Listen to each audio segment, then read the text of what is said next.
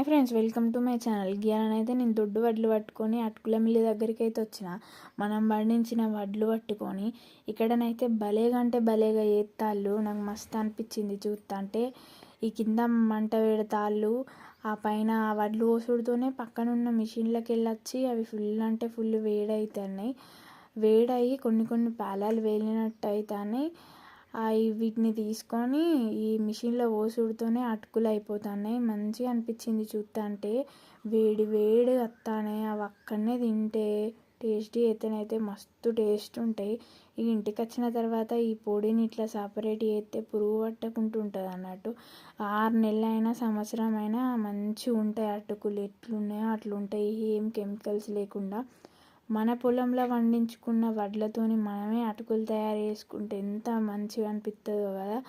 ఈ వీడియో అయితే నచ్చితే లైక్ చేయరు, షేర్ చేయరు, సబ్స్క్రైబ్ చేయరు. బాయ్.